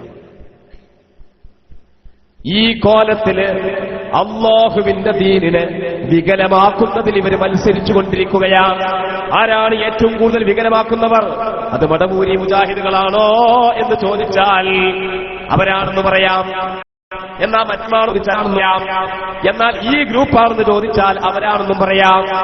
ഇങ്ങനെ അല്ലാഹുവിന്റെ ദീനിനെ, അവന്റെ ദീനിനെ വിശദീകരിച്ച ഗ്രന്ഥങ്ങളെ അതിന്റെ ഏതാനും പദങ്ങൾ ഇങ്ങനെ അടർത്തി മാറ്റിയിട്ട് അപ്പുറവും ഇപ്പുറവും വെട്ടിമാറ്റിയിട്ട് വായനക്കാരനെ തെറ്റിദ്ധരിപ്പിക്കുന്ന, തട്ടിപ്പും വെട്ടിപ്പും നടത്തിക്കൊണ്ടിരിക്കുന്ന വളരെ ദാരുണമായ ഒരവസ്ഥാന്തരീക്ഷം നമ്മുടെ നാട്ടിൽ ഇവർ നടത്തിക്കൊണ്ടിരിക്കുന്നു എന്നുള്ള പച്ചയായ സത്യം, നഗരമായ യാഥാർത്ഥ്യം. മുഅ്മിനീങ്ങളെ, മുഅ്മിനാത്തുകളെ, സഹോദരങ്ങളെ, സഹോദരിമാരെ, പ്രിയപ്പെട്ട വിശ്വാസികളെ, വിശ്വാസിനികളെ, നാം വളരെ വ്യക്തമായി മനസ്സിലാക്കണം, വളരെ ഗൗരവമായിട്ട് ആലോചിക്കണം. ഇതിനു വേണ്ടി ഇവരെന്താ ചെയ്യുന്നത്? നേരത്തെ സ്വാഗത പ്രസംഗത്തിൽ ഉദ്ഘാടന പ്രസംഗത്തിൽ പറഞ്ഞതുപോലെ നാം അല്ലാഹുവിന്റെ കലാമായ വിശുദ്ധ ഖുർആനിനെ എങ്ങനെയാ മനസ്സിലാക്കേണ്ടത്? ഞാനായിട്ട് വിശദീകരിക്കാൻ വേണ്ടത് അല്ല. അവന്റെ റസൂലിന്റെ തിരുചര്യയെ എങ്ങനെയാ ഞാൻ മനസ്സിലാക്കേണ്ടത്? ഞാനായിട്ടാണ് മനസ്സിലാക്കാൻ വേണ്ടത് അല്ല. അതിനുവേണ്ടി അല്ലാഹുവിന്റെ റസൂൽ 1,00,000-ൽ പരം വരുന്ന സ്വഹാബത്തിനെ തയ്യാറാക്കി തന്നു. 1,00,000-ൽ പരം വരുന്ന സ്വഹാബത്തിനെ തയ്യാറാക്കി തന്നു. ആ സ്വഹാബത്തിലൂടെ കൈമാറിപ്പോന്ന ഒരു ദീനിന്റെ രീതിശാസ്ത്രമുണ്ട്, ഒരു ദീനിന്റെ ആചാരപരമായ വിശ്വാസപരമായ ഒരു മാർഗമുണ്ട്, ഒരു അവലംബമുണ്ട്. ആ അവലംബത്തിൽ അധിഷ്ഠിതമായി ജീവിക്കുക, മുന്നോട്ട് പോവുക എന്ന തത്വത്തിൽ അടിസ്ഥാനപ്പെടുത്തിക്കൊണ്ട് ജീവിക്കുന്നവരാണ് അഹ്ലുസുന്നത്തി വൽ ജമാഅ എന്ന് പറയുന്നത്. പക്ഷെ ഇവരെന്ത് ചെയ്തു എന്ന് വെച്ചാല് ആദ്യമായിട്ട് സ്വഹാബത്തിനെ ജനമനസ്സിൽ നിന്ന് പറിച്ചങ്ങട് ഒഴിവാക്കി. സ്വഹാബത്തിനെ കുറിച്ചുള്ള മതിപ്പും സ്വഹാബത്തിനെ കുറിച്ചുള്ള ആദരവും സ്വഹാബത്തിനോടുള്ള ബഹുമാനവും സ്വഹാബത്തിന്റെ ദീനിലുള്ള സ്ഥാനവും ജനമനസ്സിൽ നിന്ന് ഇവര് ആദ്യമേ അങ്ങ് പറിച്ചു മാറ്റി. ഇതൊരാരോപണമാണ്. നിങ്ങൾക്ക് എന്നോട് സംശയം ചോദിക്കാം. ഇപ്പൊ മുസ്ലിയാർ പ്രസംഗിച്ചല്ലോ, ജനമനസ്സിൽ നിന്ന് സ്വഹാബത്തിനോടുള്ള പ്രതിപത്തിയെ മുജാഹിദ് പ്രസ്ഥാനം, മുജാഹിദ് മതം പറിച്ചു മാറ്റി എന്ന് മുസ്ലിയാർ പ്രസംഗിച്ചല്ലോ. തെളിവ് പറ മുസ്ലിയാരെ. ചോദിക്കാം. നിങ്ങൾ എന്നോട് ചോദിച്ചോളൂ, 4 പാടും വളഞ്ഞിട്ട് ചോദിച്ചോളൂ. എന്നിട്ട് എന്റെ അടുക്കൽ നിന്ന് മറുപടി കിട്ടുന്നില്ല എങ്കിൽ ഈ നാടിന്റെ പേരെന്താണ്? മയിലുള്ളി മൊട്ട അല്ലെ? മയിലുള്ളി മൊട്ട എന്ന് പറയുന്ന ഈ നാടിൽ നിന്ന് എന്റെ മലപ്പുറം ജില്ലയിലേക്ക് നിങ്ങൾ എന്നെ പോകാൻ അനുവദിക്കാതെ 4 പാടും നിന്നുകൊണ്ട് ചോദിച്ചോളൂ. എന്താ നിങ്ങൾക്ക് ചോദിക്കാൻ? അതാ സുന്നത്ത് ജമാഅത്ത് പറയുന്നത്, ചോദിച്ചോളൂ. ഞാൻ വെറുതെ പറഞ്ഞതല്ല, അതിനൊരുപാട് തെളിവുകൾ നമ്മുടെ മുമ്പിലുണ്ട്. നേരത്തെ ഉദ്ഘാടന പ്രസംഗത്തിൽ പറഞ്ഞില്ലേ, വസ്സാബിഖൂനൽ അവ്വലൂന മിനൽ മുഹാജിരീന വൽ അൻസാർ വല്ലദീന തബഊഹും ബിഇഹ്സാൻ റളിയല്ലാഹു അൻഹും വറദൂ അൻഹു. മുൻഗാമികളായ ഇസ്ലാമിലേക്ക് ആദ്യം കടന്നു വന്ന ഇസ്ലാമാകുന്ന പ്ലാറ്റ്ഫോമിനെ പടുത്തുയർത്തുവാൻ വേണ്ടി ജീവത്യാഗം വരിച്ച അല്ലാഹുവിന്റെ റസൂലിന്റെ സുഹബത്ത് കൊണ്ട്, ഖൽബിനെ നൂറാനിയത്ത് കൊണ്ട് നിറച്ചുകൊണ്ട് സത്യമാർഗം അവലംബിച്ച സ്വർഗത്തിലെ ഉന്നത സ്ഥാനീയരായ സ്വഹാബിമാർ, അല്ലാഹുവിന്റെ പൊരുത്തം നേടിയെടുത്ത സ്വഹാബിമാർ, അല്ലാഹുവിനെ കുറിച്ച് തിരിച്ചും പൊരുത്തപ്പെട്ട സ്വഹാബിമാർ, മുഹാജിരീങ്ങളും അൻസാരികളുമായ സ്വഹാബിമാർ അല്ലാഹുവിന്റെ റസൂലിന്റെ ചര്യയെ നമുക്ക് വിശദീകരിച്ചു തരുമ്പോൾ ആ വിശദീകരണത്തിൽ ഊന്നിയ ജീവിതമാർഗത്തെ നമ്മുടെ മനസ്സിൽ നിന്ന് പറിച്ചു മാറ്റാൻ വേണ്ടി ഇവരെന്താ പറഞ്ഞത്? ഈ പുസ്തകം ഞാൻ ഉദ്ധരിക്കുകയാണ്. ഇതിന്റെ പേര് അത്തവസ്സുൽ എന്ന. ഈ പുസ്തകം എഴുതിയത് ആരാണ്? ശംസുൽ ഉലമയല്ല, കണ്ണിയത്ത് ഉസ്താദല്ല, അല്ലെങ്കിൽ ചെറുശ്ശേരി ഉസ്താദല്ല, കോയക്കുട്ടി ഉസ്താദല്ല, സയ്യിദ് ഹൈദർ അലി ശിഹാബ് തങ്ങളല്ല, സമസ്തയുടെ ആലിമീങ്ങളും സാദാതീങ്ങളും അല്ല. പിന്നെ ആരാണ്? ഇന്നത്തെ പൊട്ടിപ്പിളർന്നു പോയ സകല മുജാഹിദുകളുടെയും ആചാര്യന്മാരുടെ ആചാര്യനായ, സകല മുജാഹിദീകളുടെയും ആചാര്യന്മാരുടെ ആചാര്യനായ KP മുഹമ്മദ് ബിൻ അഹ്മദ് എന്ന് പറയുന്ന മനുഷ്യൻ എഴുതിയ പുസ്തകമല്ലേ അത്തവസ്സുൽ. തവസ്സുൽ ഇസ്തിഗാസയെ നിശിതമായി വിമർശിക്കാൻ വേണ്ടി എഴുതിയ ഈ പുസ്തകത്തിന്റെ 90ാമത്തെ പേജിൽ പറയുന്നത് എന്താണ്? ഈ പുസ്തകത്തിന്റെ 90ാമത്തെ പേജിൽ പറയുകയാണ്, എന്റെ മുഅ്മിനീങ്ങളെ, പ്രിയപ്പെട്ട സഹോദരിമാരെ, എടുത്തു ചാടണ്ട,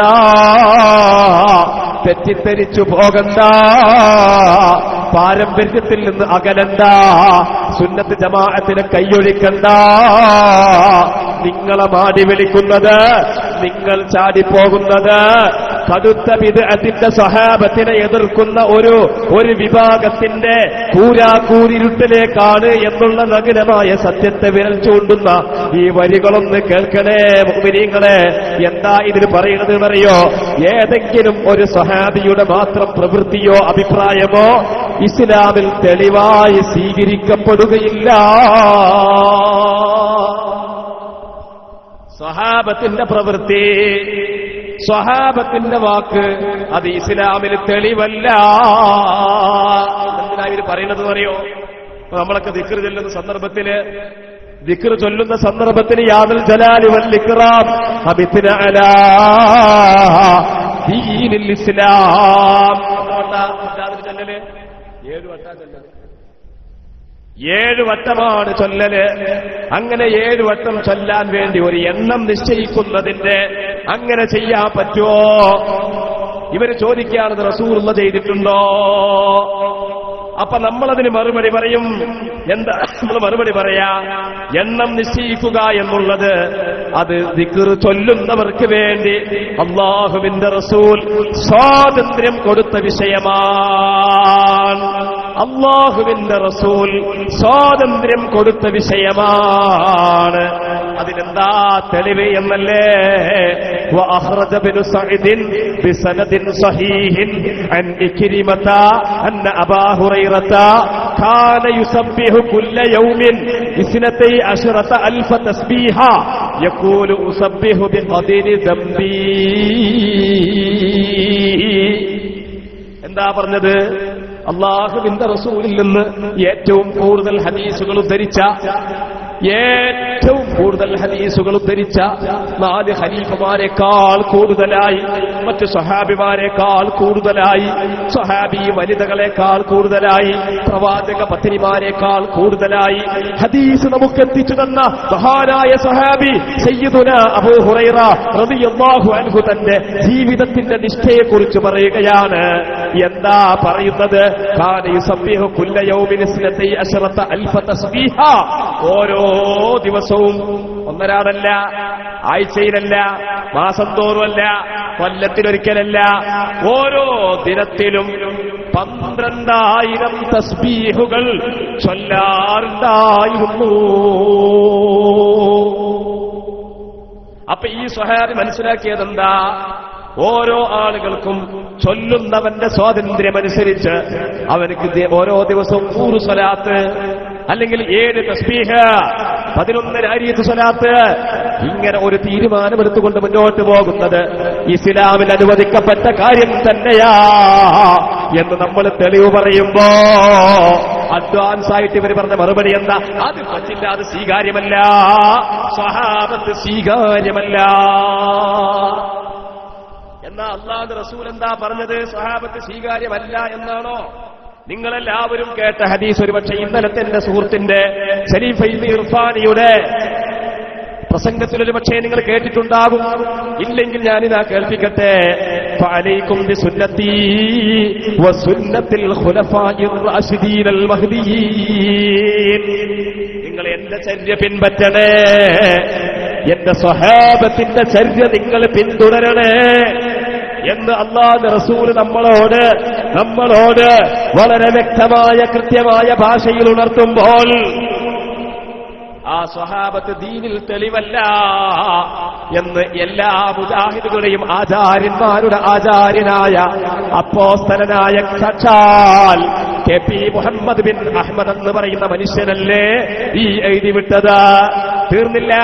ഈ പുസ്തകത്തിന്റെ 77ാമത്തെ പേജിലും ഇതേ ആശയം വെച്ചുകൊണ്ട് അഹ്ലുസ് സുന്നത്തി വൽ ജമാഅയെ തച്ചു തകർക്കാൻ വേണ്ടി ഇദ്ദേഹം പറയുന്നതെന്താ?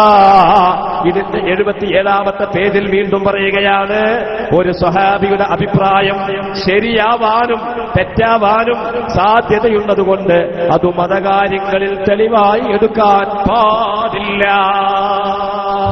എങ്ങനെയുണ്ട്? എന്നിട്ട് ഇവരാ ചോദിക്കുന്നത്, നബിദിനം സ്വഹാബത്ത് ആഘോഷിച്ചോ?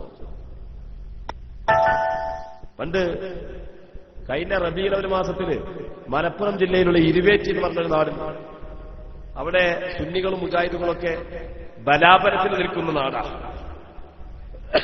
പഴയ പഴമക്കാരായ മുജാഹിദുകൾ ജീവിക്കുന്ന നാടാണ്. അപ്പൊ ഇവര് വന്നിട്ട് ഈ ചോദ്യം ചോദിച്ചപ്പോ ഞാൻ തിരിച്ചൊരു ചോദ്യം ചോദിച്ചു. നിങ്ങളെ മദ്രസ പാഠപുസ്തകത്തിലുണ്ടല്ലോ, എന്തുണ്ട്? ഇങ്ങോട്ടൊരു ചോദ്യം ചോദിച്ചപ്പോ തിരിച്ചൊരു ചോദ്യം അങ്ങോട്ട് കൊടുത്തു. നിങ്ങളെ മദ്രസ പാഠപുസ്തകത്തിലുണ്ടല്ലോ നിസ്കാരത്തിന്റെ 1ാമത്തെ റുക്ന് നിയ്യത്താണെന്ന്. ഞാൻ ചോദിക്കട്ടെ, ഏത് സ്വഹാബിയാണ് നിസ്കാരത്തിന് നിയ്യത്ത് വെച്ചത് എന്ന് നിങ്ങൾക്ക് തെളിയിക്കാൻ പറ്റുമോ? തെളിവ് പറ. എന്റെ ചോദ്യത്തിനായിരിക്കണം മറുപടി. നന്നാ മൂല പറയാൻ പറ്റൂല, അതും ഇതും പറഞ്ഞു ഇനി മാറാൻ പറ്റൂല. ചോദ്യത്തിനായിരിക്കണം മറുപടി. മിനിഞ്ഞാന്ന് ചെരക്കാപ്പറമ്പ് എന്ന് പറഞ്ഞ നാട്ടിലൊരു പ്രസംഗം നടത്തുമ്പോൾ പ്രസംഗം ഇങ്ങനെ നടത്തുന്നതിന്റെ ഇടയിൽ ആളുകൾ കൂട്ടമായി വരികയാണ്. ചോദ്യം ചോദിക്കണം എന്ന് പറഞ്ഞാൽ എന്റെ പ്രസംഗം അവിടെ നിർത്തി. ഇവിടെയും അത് പറയുന്നു. ഈ പ്രസംഗം ഇങ്ങനെ തുടർന്നു പോകും, നിശ്ചയിക്കപ്പെട്ട സമയം വരെ തുടർന്നു പോകും. പക്ഷേ എനിക്ക് ആ പറഞ്ഞതിനെ കുറിച്ച് ചോദ്യം ചോദിക്കണമെന്ന് ഈ കുട്ടി എഴുന്നേറ്റ് ചോദിക്കുകയാണെങ്കിൽ ഞാൻ എന്റെ പ്രസംഗം നിർത്തും. ഒരു പക്ഷേ അത് വഖഫ് ചെയ്യാൻ വേണ്ടി ഒരു 5 മിനിറ്റ് എടുത്തുകൂടായികയില്ല, അതിനപ്പുറം നീട്ടിക്കൊണ്ടുപോകുകയില്ല. അത് നിങ്ങളുടെ സ്വാതന്ത്ര്യമാണ്, ഈ സദസ്സിന്റെ പുരുഷന്മാരുടെ സ്വാതന്ത്ര്യമാണ്. സ്ത്രീകൾക്ക് തൽക്കാലം ആ സ്വാതന്ത്ര്യം കൊടുക്കുന്നില്ല.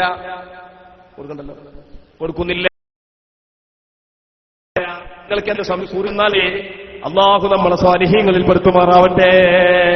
എന്റെ പ്രിയപ്പെട്ട സഹോദരങ്ങളെ, ആൾക്കാർ കൂട്ടമായി ചോദ്യം ചോദിക്കാൻ വരികയാണ്. നിസ്കാരത്തിന് ശേഷം കൂട്ടുപ്രാർത്ഥന നബി നടത്തിയിട്ടുണ്ടോ? എന്ത് ചോദ്യം എന്തായിരുന്നു എന്നറിയോ?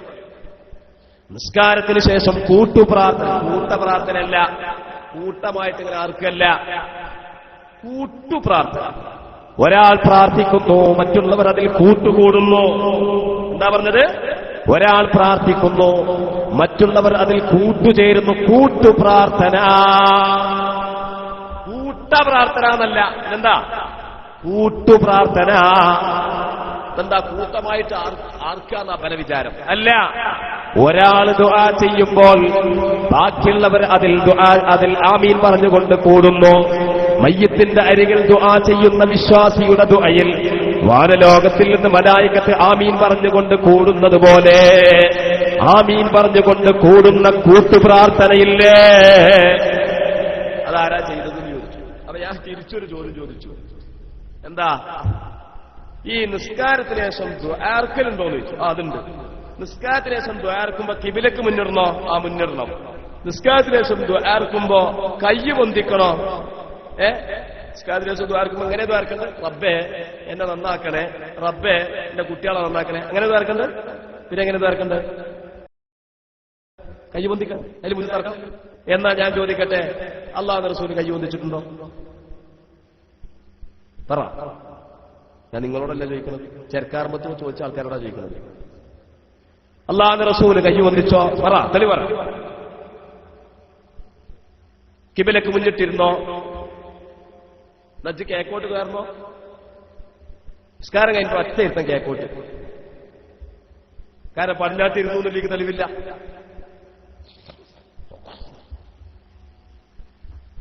അപ്പൊ എന്താ സംഭവം എന്നറിയോ? അതിലൊക്കെ നമ്മൾ ഫിഖ് വളരെ കൃത്യമായി വിശദീകരിച്ചു. ഒരു സ്വഹാബി മദീന പള്ളിയിൽ ഇങ്ങനെ നിസ്കരിക്കാം. ആ സമയത്ത് അല്ലാഹുവിന്റെ റസൂൽ ആ സ്വഹാബിയെ വിളിക്കുകയാണ്. അല്ലാഹുവിന്റെ റസൂൽ സല്ലല്ലാഹു അലൈഹി വസല്ലമ തങ്ങൾ ആ സ്വഹാബിയെ വിളിക്കുന്നു. എന്താ വിളിച്ചത്? സ്വഹാബി എന്റെ അടുക്കൽ ഒന്ന് വരണം എന്ന് പറഞ്ഞുകൊണ്ട് ആ സ്വഹാബിയെ വിളിക്കുമ്പോൾ പക്ഷേ നിസ്കാരത്തിലുള്ള ആ സ്വഹാബി വിളി കേൾക്കുന്നില്ല. അവസാനം ആ സ്വഹാബി സലാം വീട്ടുകയാണ്. നബി തങ്ങൾ വിളിക്കുകയാണ്. ആ സ്വഹാബി ഓടി ചെല്ലുകയാണ്. നബി തങ്ങൾ ചോദിച്ചു, ഞാൻ വിളിച്ചിട്ടെന്താ വരാതിരുന്നത്? ആ സ്വഹാബി പറഞ്ഞ മറുപടി എന്താ? നബിയേ, ഞാൻ നിസ്കാരത്തിനായിരുന്നു നബിയേ. ആ സമയത്ത് റസൂലുള്ള ചോദിച്ചൊരു ചോദ്യമുണ്ട്. പണ്ഡിതന്മാർ അതിനെക്കുറിച്ച് പഠിക്കണം. സാധാരണക്കാർ ആ വിഷയമൊന്ന് മനസ്സിലാക്കണം. എന്റെ ഉമ്മമാരതൊന്ന് കേൾക്കണം. എന്റെ മുജാഹിദിന്റെ സഹോദരങ്ങൾ കേൾക്കുന്നുണ്ടെങ്കിൽ നിങ്ങളത് പഠിക്കാൻ വേണ്ടി വരണം. നിങ്ങൾ പഠിക്കാൻ വേണ്ടി വരണം. നിങ്ങൾ മൗലവി പറഞ്ഞതൊന്നും മറക്കൂല, പുതിയതൊന്നും പഠിക്കൂല. ആ ഒരു തിയറിയുമായിട്ട് നടന്നു പോകരുതേ സുഹൃത്തുക്കളെ. ഇത് എന്റെയും നിങ്ങളുടെയും ആഖിബത്തിന്റെ പ്രശ്നമാണ്. ലാ ഇലാഹ ഇല്ലല്ലാഹയുടെ പ്രശ്നമാണ്. ഖബർ ജീവിതത്തിന്റെ കാര്യമാണ്. സിറാത്തും മുസ്തഖീമിന്റെ വിഷയമാ. മീസാൻ എന്ന തുലാസിന്റെ കാര്യമാണ്. സൽക്കർമ്മങ്ങളുടെയും ദുഷ്കർമ്മങ്ങളുടെയും പ്രശ്നമാണ്. നരകസ്വർഗത്തിന്റെ തീർപ്പിന്റെ കാര്യമാ. അതുകൊണ്ട് ഈ പറയുന്നതൊന്ന് ശ്രദ്ധിച്ചു കേൾക്കണേ.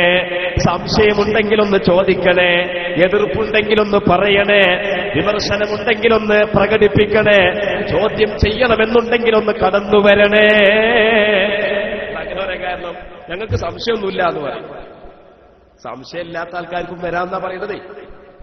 സംശയമില്ലാത്ത ആൾക്കാരും വന്നോളി. അല്ലാഹുവിന്റെ റസൂല് പറഞ്ഞതെന്താ? സൂറത്തുൽ അൻഫാലിന്റെ 24-ാമത്തെ ആയത്ത് ആ സ്വഹാബിക്ക് ഓതി കേൾപ്പിക്കുകയാണ്. എന്താണ് ഓതി കേൾപ്പിക്കുന്നത്? ഓ മനുഷ്യ, യാ അയ്യുഹല്ലദീന ആമനു സ്തജീബൂ ലില്ലാഹി വലിർറസൂലി ഇദാ ദആകും ലിമാ യുഹ്യീകും. അല്ലയോ മുഅ്മിനീങ്ങളെ, നിങ്ങൾക്ക് ജീവൻ നൽകുന്ന ഒരു കാര്യത്തിലേക്ക് അല്ലാഹുവും അവന്റെ റസൂലും നിങ്ങളെ വിളിച്ചാൽ നിങ്ങൾ മറുപടി കൊടുക്കണേ.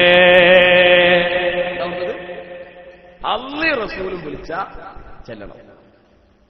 അവിടെ നിസ്കാരത്തിൽ വിളിച്ചാൽ ചെല്ലണം എന്ന ആയത്തിൽ പറഞ്ഞിട്ടില്ല. എന്തേ പറഞ്ഞത്? അല്ലാഹുവും റസൂലും വിളിച്ചാൽ ചെല്ലണം. അപ്പൊ ഇതിനർത്ഥം എന്താ? നിസ്കാരത്തിലാണെങ്കിലും ചെല്ലണം, കക്കൂസിലാണെങ്കിലും ചെല്ലണം, ബാത്റൂമിലാണെങ്കിൽ ചെല്ലണം, ട്രെയിനിലാണെങ്കിൽ ചെല്ലണം, അല്ലെങ്കിൽ ഫ്ലൈറ്റിലാണെങ്കിൽ ചെല്ലണം, ജോലി സ്ഥലത്താണെങ്കിൽ ചെല്ലണം. ഭാര്യയുമായിട്ട് ലൈംഗിക ബന്ധത്തിൽ ഏർപ്പെടുന്ന സന്ദർഭത്തിലാണ് റസൂല് വിളിച്ചതെങ്കിൽ ഓടി ചെല്ലണം. അവിടെ അമാന്തിക്കാൻ പാടില്ല. ഓരോന്നിനും തെളിവ് പറയണം. നിസ്കാരത്തിലാകുമ്പോൾ അതിന് തെളിവ് പറയണം. ലൈംഗിക ബന്ധത്തിൽ ഏർപ്പെടുമ്പോൾ അതിന് വേറെ തെളിവ് പറയണം. ഈ ഒരൊറ്റ തെളിവ് പോലെ അല്ലേ? എന്നതുപോലെ അല്ലാഹുവിന്റെ റസൂൽ സ്വല്ലല്ലാഹു അലൈഹി വസല്ലം തങ്ങൾ ദുആർക്കുമ്പോൾ കൈ ഉയർത്താറുണ്ടായിരുന്നു. ഹദീസിൽ കാണാം. അത് മതി തെളിവ്. ഇനി നിസ്കാരത്തിന് ശേഷം ഒരു തെളിവിന്റെ ആവശ്യമുണ്ടോ? ഒന്നേ, അതുപോലെ അല്ലാഹുവിന്റെ റസൂൽ പറയാണ്, ഖൈറുൽ മജാലിസി മസ്തഖ്ബിലത് ബിഹൽ ഖിബ്ല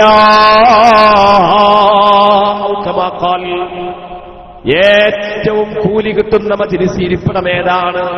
ഖിബ്ലയിലേക്ക് മുന്നിടുന്ന ഇരിപ്പിടമാണ്. അത് മതി തെളിവ്. ഇനി നിസ്കാരത്തിന് ശേഷം അതിന് വേറെ തെളിവാണ്. അതുപോലെ അല്ലാഹുവിന്റെ റസൂൽ പറയുന്ന ഒരു ഹദീസ് ഞാൻ നിങ്ങളുടെ മുന്നിൽ വെക്കുകയാണ്. അല്ലാഹുവിന്റെ റസൂൽ സ്വല്ലല്ലാഹു അലൈഹി വസല്ലമ തങ്ങൾ പഠിപ്പിച്ച ആർക്കും നിഷേധിക്കാൻ സാധ്യമല്ലാത്ത വിധം വളരെ കൃത്യമായ, ഒരാൾക്കും തന്നെ നിഷേധിക്കാൻ സാധ്യമല്ലാത്ത വിധം കൃത്യമായ ഒരു ഹദീസ് ഞാൻ നിങ്ങളുടെ മുമ്പിൽ വെക്കുകയാണ്. ലാ യജ്തമിഉ മലഉൻ فيدعو بعضهم ويؤمن بعضهم إلا أجابهم الله. നിങ്ങളിൽ ഒരു കൂട്ടം ആളുകൾ ഒരു സ്ഥലത്ത് ഒരുമിച്ച് കൂടുമ്പോൾ അതിൽ ഒരാൾ ദുആർക്കുകയും ബാക്കിയുള്ളവർ ആമീൻ ചൊല്ലുകയും ചെയ്താൽ അജാബഹുമുല്ലാഹ്, അല്ലാഹു അവരുടെ ദുആക്ക് ഇജാബത്ത് കൊടുക്കുന്നതാണ്. ഷഫീഉനാ മുഹമ്മദ് മുസ്തഫ. അതിന് നിസ്കാരത്തിന് ശേഷമുള്ള ആൾക്കൂട്ടം പെട്ടു.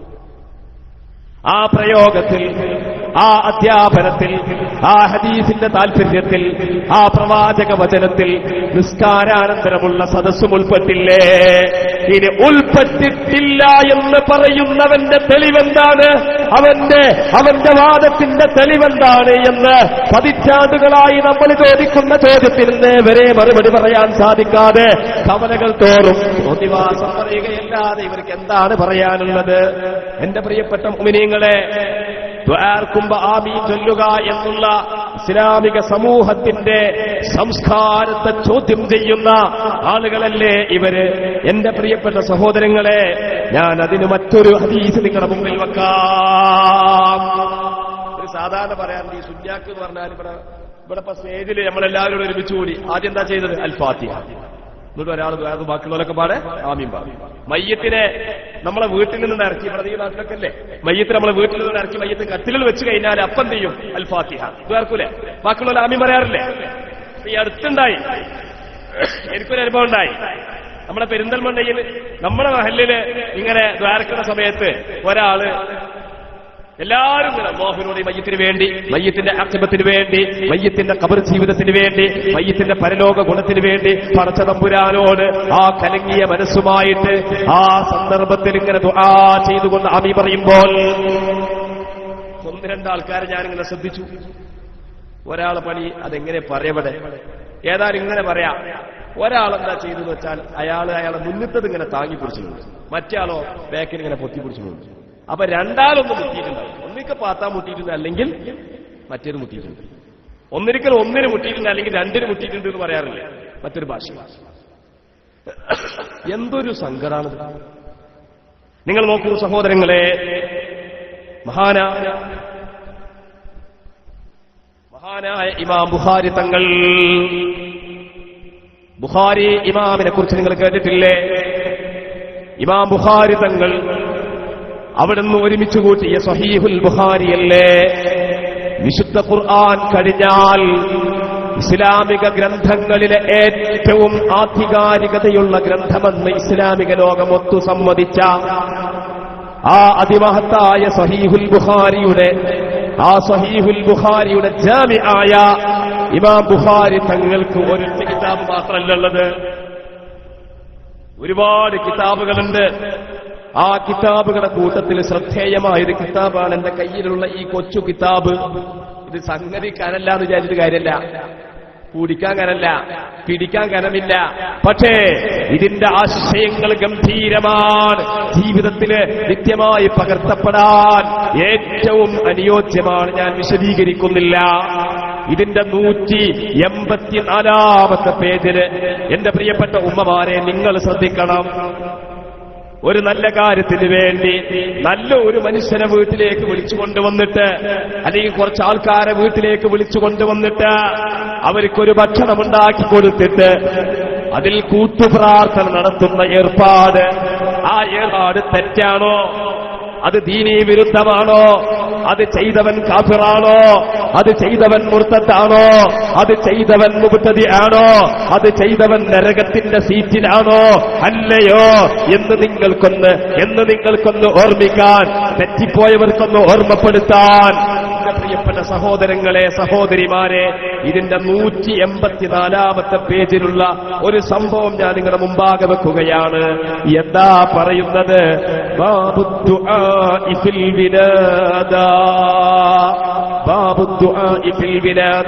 ഒരു വീട്ടിൽ ഒരു പ്രസവം നടന്നു. എന്നാൽ ആ വീട്ടിൽ ദുആർക്കുന്നതിനെ പറ്റി പറയുന്ന അധ്യായം. ഒരു വീട്ടിൽ ഒരു പ്രസവം നടന്നു. ചെറിയ വിഷയമാണോ പ്രസവം? നമ്മളെ വീട്ടിലൊരു ജീവനുള്ള മെമ്പർ ഇങ്ങോട്ട് വരികയാണ്. അത് ചെറിയ കാര്യമില്ല. ചിന്തിച്ചാൽ അറ്റമില്ലാത്ത അനുഗ്രഹത്തിന്റെ കവാടമാണത്, അല്ലേ? അറ്റമില്ലാത്ത അനുഗ്രഹത്തിന്റെ കവാടമാണത്. ആ കവാടത്തിന്റെ വാതായനങ്ങൾ തുറക്കപ്പെടുന്ന അനർഘമായ ആ നിമിഷങ്ങളെ സ്മരിക്കുന്ന സന്ദർഭത്തിൽ എന്താ ഇസ്ലാമിന്റെ അധ്യാപനം? എന്താ അതിന് പറയുന്നത്? قال سمعت معاوية بن قرة رضي الله عنه ഞാൻ കേട്ടു. എന്താ പറയുന്നത്? قال لما ولد لي إياس, എനിക്കെന്റെ ഇയാസ് എന്ന പുത്രൻ ജനിച്ചപ്പോൾ ദഅഉതു നഫറൻ മിൻ അസ്ഹാബിൻ നബി സല്ലല്ലാഹു അലൈഹി വസല്ലം, അല്ലാഹുവിന്റെ റസൂലിന്റെ സ്വഹാബിമാരിൽപ്പെട്ട ഒരു കൂട്ടം സ്വഹാബിമാരെ ഞാൻ എന്റെ വീട്ടിലേക്ക് ക്ഷണിച്ചു വരുത്തി. എന്നിട്ട് അവർക്ക് ഞാൻ സദ്യ കൊടുത്തു. അപ്പൊ ഇത് വായിക്കുമ്പോ ചില ആൾക്കാർ ഈ സഹാബിയാക്കൊക്കെ വെറും ഈ പള്ളന്റെ കാര്യം മാത്രം അങ്ങനെ നമ്മൾ വിലയിരുത്തേണ്ടത്? അതാ നമ്മൾ നിരീക്ഷിക്കേണ്ടത്? കളിയാക്കുന്ന ആൾക്കാർക്ക് അതൊക്കെ പറഞ്ഞ് കളിയാക്കാം. പരിഹസിക്കാൻ നല്ലൊരു ഹദീസാണിത്. പരിഹസിച്ചോളൂ, സഹാബത്തിനെ നന്നായി പരിഹസിച്ചോളൂ. പക്ഷേ സഹാബത്തിനെ പരിഹസിക്കുന്നവന്റെ ആഖിബത്ത് എന്താകുമെന്ന് ഒരു വേള ചിന്തിക്കുകയും ചെയ്തുകൊള്ളുക. എന്നിട്ടെന്താ പറയുന്നത്? ആ സഹാബിമാർ അവിടെ ദുആ ചെയ്യുകയാണ്. ഫഖുൽതു, അപ്പൊ വീട്ടുകാരനായ മുആവിയത്ത് ബിൻ ഖുർറ പറഞ്ഞു, ഇന്നകും ഖദ് ദഅൗതും ഫബാറകല്ലാഹു ലക്കും, നിങ്ങൾ ദുആ ചെയ്തുവല്ലോ, അല്ലാഹു നിങ്ങൾക്ക് ബർക്കത്ത് ചെയ്യട്ടെ. വഇന്നി ഇൻ അദ്ഉ, ഇനി ഞാനിതാ ദുആർക്കുകയാണ്. ബിദുആഇൻ, ഒരു ദുആ നടത്തുകയാണ്. ഫഅമ്മിനൂ, നിങ്ങൾ ആമീൻ ചൊല്ലണം കേട്ടോ. പ്രസവിച്ച വീട്ടില് ഭക്ഷണമുണ്ടാക്കി അതിലേക്ക് ആളുകളെ വിളിച്ചു വരുത്തി. അതിൽ ഒരാൾ ദുആർക്കുന്നു, ബാക്കിയുള്ളവര് ആമീൻ പറഞ്ഞില്ലേ? എന്തു പറയാനുണ്ട്? ഈ നടപടി അനാചാരമാണോ? ആണോ? നമ്മളെ വീട്ടിൽ ഒരാൾ മരിച്ചാൽ മയ്യത്തിനെ ജനാസ കട്ടിലിൽ വെച്ചതിന് ശേഷം ചെയ്യുമെന്നല്ലേ വേർക്കാറില്ലേ? ഇത് അനാചാരം. അല്ലാഹുവിന്റെ റസൂൽ സ്വല്ലല്ലാഹു അലൈഹി വസല്ലമ തങ്ങളെ അവിടുത്തെ വഫാത്തിന് ശേഷം കുളിപ്പിച്ചുകൊണ്ട് കഫൻ ചെയ്തതിന് ശേഷം മയ്യത്ത് കട്ടിലിൽ വെക്കുമ്പോൾ ഒരു സ്വഹാബി വന്നു ദുആക്കുന്നു. ഫയഖൂലു നാസു ആമീൻ ആമീൻ. മറ്റു സ്വഹാബിമാർ ആമീൻ പറയുന്നു. തോന്നറിയാം എവിടുന്നാ മുസ്ലിയാരെ ഞങ്ങൾക്ക് ഇത് കിട്ടിയത്? ജനങ്ങളെ പറ്റിക്കാൻ വേണ്ടി മൈക്കം വന്നിട്ട് തോന്നറിയാ? ചോദിച്ചു. ഞാൻ എന്റെ കമ്പ്യൂട്ടർ അവിടെ കിടക്കുന്നുണ്ട്, മേശപ്പുറത്തേൽ. പക്ഷേ 7-8 പുസ്തകങ്ങൾ ഉണ്ടാവുള്ളൂ. പക്ഷേ 12,000 കിതാബുണ്ട് ഇതിൽ. അതിന്റെ വോള്യങ്ങൾ എണ്ണി തീർക്കുകയാണെങ്കിൽ 1,00,000-ലധികം കിതാബുണ്ട് ഇവിടെ. അതാണ് മറിക്കും. ഇത് നോണറിയല്ല. മഹാനായ ഇമാം ഇബ്നു സഈദ് റളിയല്ലാഹു അൻഹു അവിടുത്തെ തബഖാത്തിൽ ഉദ്ധരിച്ച സംഭവമാണ് ഞാൻ പറയുന്നത്, സനദ് സഹിതം. ഒരൊറ്റ വാക്കുകളിലും നുണയില്ല. ഉണ്ടെങ്കിൽ നിങ്ങൾക്ക് എന്നെ ചോദ്യം ചെയ്യാം, നിങ്ങൾക്ക് പരിചയമുള്ള ഉസ്താദുമാരെ മുന്നിൽ വെച്ചുകൊണ്ട് എന്നെ വളയാം. അവരോട് പറയണം, ഉസ്താദുമാരോട്, നിങ്ങൾ ക്ഷണിച്ചു വരുത്തിയ മലപ്പുറം ജില്ലക്കാരനായ മുസ്ലിയാരുണ്ടല്ലോ, ആ മുസ്ലിയാര് പച്ച നുണ ഞങ്ങളുടെ നാട്ടിന്റെ റോഡിന്റെ സൈഡിൽ വന്നുകൊണ്ട് പറഞ്ഞു പോയിരിക്കുന്നു. വിടരുത് അയാളെ, വിടരുത് അയാളെ. നിങ്ങൾക്ക് ചോദിക്കാം.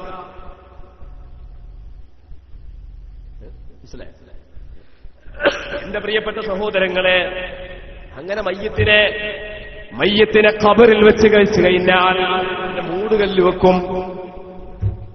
മൂടുകല്ല് നോക്കണം, മയ്യത്തിനെ 6 അടി ചുവട്ടിൽ കൊണ്ടുവെക്കുകയാ, ഖിബലയിലേക്ക് ചരിച്ചുകൊണ്ട്. എന്നിട്ട് മൂടുകല്ല് വെക്കുകയാണ്. മൂടുകല്ല് എന്ന് പറഞ്ഞാൽ ഈ നാട്ടുകാർക്ക് അറിയില്ലേ? അറിയും. എന്നിട്ട് അതിലേക്ക് പിടിമണ്ണ് വാരിടുകയാണ്. എന്നിട്ട് അതിലേക്ക് കൈക്കോട്ട് കൊണ്ട് മണ്ണ് കോരിയിടുകയാണ്. കൂരാക്കൂരിട്ടുള്ള ആ അറയിൽ അതിനുശേഷം എന്താ ചെയ്യേണ്ടത്? മീസാൻ കല്ല് വെച്ചതിനു ശേഷം പിന്നീട് തൽഖീൻ ചൊല്ലിക്കൊടുക്കാറില്ലേ? അതിനെപ്പറ്റി ഇവരെന്താ പറയുന്നത്? ട്യൂഷൻ ക്ലാസ് ആണ്.